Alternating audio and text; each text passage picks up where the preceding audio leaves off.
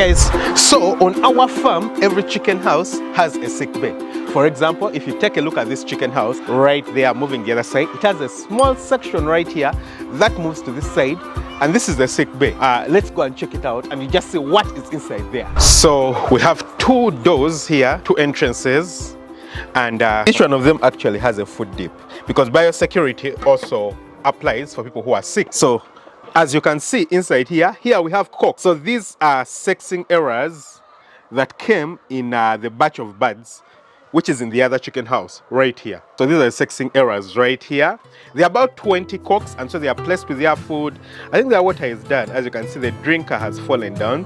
So I'm going to let the guys know so that they come and give them the water in the drinker. So we place them inside here and they become the ultimate sacrifice every time I want to eat a chicken, or every time I decide to be generous. So very occasionally I become really generous. I give some of the neighbors chicken, the security guys around, maybe the LCs, you know, the local leaders, and the guys who work in the chicken houses themselves, you know, the managers and the chicken workers. I'll occasionally give them 1 or 2 chickens to feed on or to roast. When I was sick, you know, this is what I slaughtered. Once in a while, I'll slaughter one of them. So we place them right here for that purpose. And you can see this is the feeder for their feeds. And their feed is not special. They can really feed on anything that's available. If some of the feed pours down or anything, we give it to them so that they feed on it. The other side is actually the real sick bay. So this is the other side, which is the sick bay. This side, we keep chickens that are sick, as you can see them. So once in a while, just like it happens with human beings, chickens do get sick. Some of them will become weak, some of them will get pecked on, some of them will, you know, maybe get paralyzed, you know, outcompeted generally, like it is in every population. And when that happens, you don't want to keep the chickens with the rest of the flock on the inside of the house, because that becomes very problematic. Those chickens are now weak.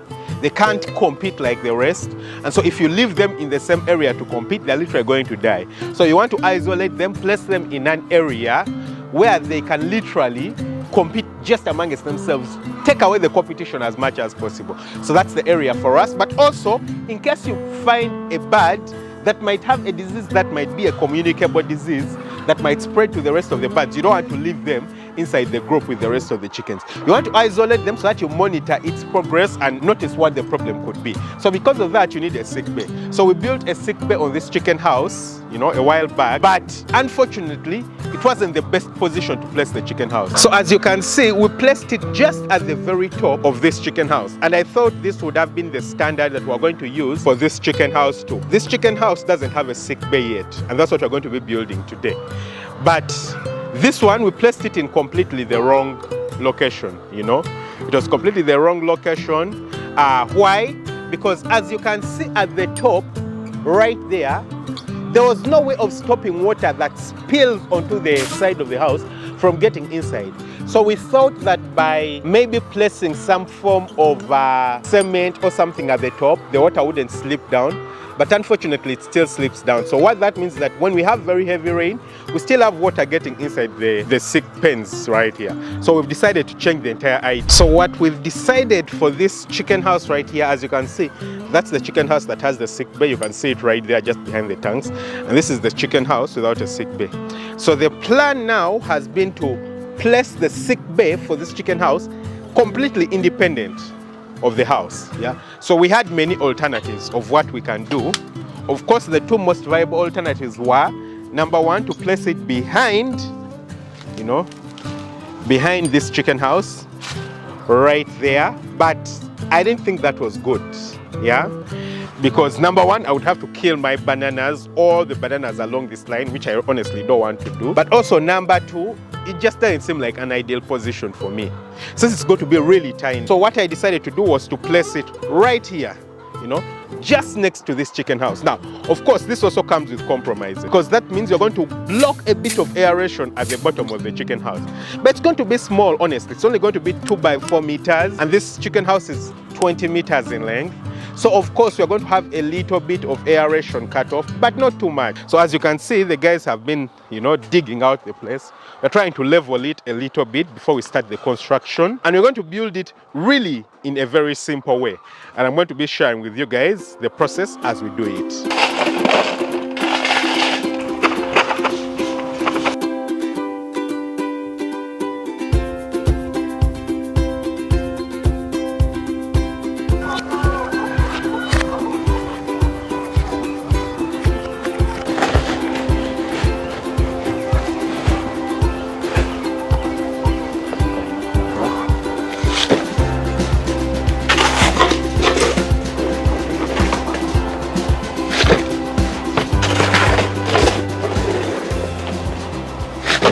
Right here you can see the main chicken house. That's the first chicken house with its sick bay right there. This is the second chicken house, and there is the sick bay. Yeah, and as you can see, there is a banana plantation right next to this chicken house. I don't want to get rid of my plantations because they give me matoke. They have bananas, as you can see, this one right there. It has bananas right there. So I don't want to get rid of them. I probably will have to do so in the future. But let's go check this one out. Yeah, so it has 2 doors for 2 different units. One of the units will be for the birds that get properly sick, you know, ill. Then the second unit will be for birds that get broody, in case we get any broody birds. So that's why you see we have 2 units. So right here we are still constructing, but this is going to be a food dip, as you can see. Yeah, so all our chicken houses, just like this one right there, have food dips. You can see a food dip where people have to step in before they move in. I think you can even see another food dip at the bottom of that one. So here is another food dip to ensure that every time someone has to move in, they use the food dip. The door doesn't look like it was put in appropriately. It looks to be diagonal, you know, not properly at a right angle. Oh well, it's okay. It's only a chicken house. And then when we move in, this is what it looks like inside. So there's a proper wall. Well, that would be a wall, but a division, a partition to separate the 2 sides. Then this side is properly aerated. Yeah, the birds won't be ill. Then we have a concrete floor, as you might see. Yeah, so it's quite important that the floor is concrete so that the chickens don't get sick. Then, you know, you can see our timber right here.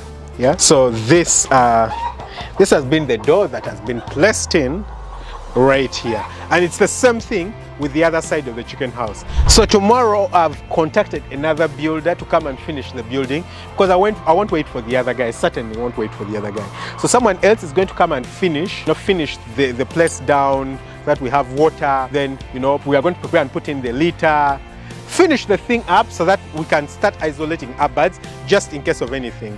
A broody pen is very important because once in a while you'll have some chickens going broody, and when chickens start to go broody, you want to make sure that you isolate them. Yeah, you want to isolate them. The best thing to do is get them, dip them in water, and then isolate them in a different unit. Yeah, isolate them in a completely well-lit unit where they won't get into broody tendencies. Some people say you should isolate them in dark units, but that doesn't help at all. Yeah, just isolate it in a well-lit unit. Make sure that you're giving it food and water, and that it's comfortable. So I'll get back to you guys once we go on with the next phase before we finish the sick bay. Whew, guys, so it's a few days later on a rainy day here in March, and our sick bay is done. It's located right there in a dark area. Yeah, let's go check it out, guys. Right there, you can see it. Okay, let's move in. As you can see, it's located in between a plantation, which ideally is not ideal, but I don't want to sacrifice my plants, honestly. I don't. So you can see this is the food dip which was completed. Yeah, you can see. So if we needed to move in, for example, let's move in here. We'll step inside here. I think we have a problem. You see where the roof pours? It pours just next to this, and then the water pours into the food dip. So when it rains, the medicine gets diluted. So as you can see, the doors were fixed in properly, and right here the entrance was fixed properly. Here are our chickens. These are broody chickens. Yeah. Oh, some of them have laid eggs, so I think they need to be moved away from here. I can see that 2 of them have laid eggs in the broody chicken peg, and we had it, oh my god, 3 eggs. Whoa. So these are the broody chickens. The broody chickens, as I already explained to you, are the ones that don't want to lay. So as you can see, we give them food, we give them water. We usually dip them in water before we place them inside here. And 3 out of the 6 inside here have laid eggs. So I think they need to identify those 3, the first 3 that came inside here, and take them back inside the chicken house. So you can see the chicken house right there. Yeah, you can see at the top floor, and this is the bottom floor. And there is no litter. I don't know why the guys didn't place litter. Usually when you have broody birds, you want to place a hard surface. But I think it's a bit also unfair to not put litter. So I hadn't checked it out since it got done. So I'm going to tell the guys to bring in litter. And we do have the litter. It's not like we don't have it. I'll lock this right here. Okay. And here you can see that we do have litter. This section does have litter. I don't know why they placed them the other side in the section without the litter. So I think they're going to have to bring them this side, because as you can see here, we have litter, we have feed. I believe this is the unit for the birds that are ill, the ones that are sick. And then the other unit, the other side, is the unit for the birds that are okay, but are broody. So that's why the other side has no litter. By that, it makes sense to not place litter down. Yeah, I know you're trying to get them from being broody, but I think they'll need to place litter in that section. Now, when we leave our sick pen right there, they have placed a garden right here. I think this is kale. So we're going to have more crops growing right here. But guys, we're expanding the farm very soon. So this is house number 1, house number 2, and this is going to be house number 3, as you guys might see. So we are already flattening the area. So as you can see, we are working on the area where the 3rd chicken house is going to go. Yeah. So we have a tree right there. It's in the wrong place. So as you can already see, we're trying to cut it. I personally don't like getting rid of trees. So that's why you notice that even our sick pen is in between plants, because I love trees. And that's why you can see that we kept a tree here, even if it's quite close to the chicken house, but there's quite some spacing still in between the chicken house and the tree. But this is right where the chicken house is going to go. And another tree right there in the background, let's move there, guys. Yeah, another tree, this one over here, is also too close to the chicken house. Yeah, as you can see, this is the line of the chicken house, and if you see the leaves, they're literally just next to it. So we either cut off the branches, but still it would be too close for my comfort. Birds can easily come and roost there, and it's too close to the chicken house. So we're going to also have to get rid of this tree. After all, we've planted quite a number of trees around. So the guys are making the place flat. It's going to give us quite some time to prepare that. Then right here, we have some maize. As you can see, it has been raining. So we have maize that we covered. And we have been protecting it from the rain. And finally, the last thing that I want to show you guys is a shed. So this is also a new construction on the farm. You can see where the guys sleep, and it's right there that they usually work and clean the eggs from. But we've decided to make this small construction. I'll just step back a little bit so that you can see it better. As you can see, it's a small construction. It still has some wood at the top. We're going to get rid of it. Then we'll paint the poles black. But as you can see, this is our construction for the guys to see it, rest from here, work from here, whether it's working on the eggs, cleaning the egg, and that will ensure that there is a shaded area to work from. It's some beautiful developments that we are having on the farm. So 3rd house coming up there, the 4th one will be coming up there, but that will take quite a while. I believe that will be next year, 2025. And finally, you can see our feed store right here. I think it's not big enough, guys. Yeah, I think it's not big enough. Let's move in and I'll show you guys. You can see that some maize powers right here while we are working. Let's move in. We'll open this up, and you can see inside the feed store. So we have our feed inside here. We've stored a good amount of maize, honestly, quite a good amount. I think we have over 35 tons of maize. This is the one that has been milled. We probably have just over a ton left, maybe 2 tons, yeah, left, maybe 3 tons around here. That's about 15 tons, the one with the white bags. And then this is about 20 tons right here of maize and maize bran. But if you're going to have 10,000 chickens on the farm, then certainly that won't serve.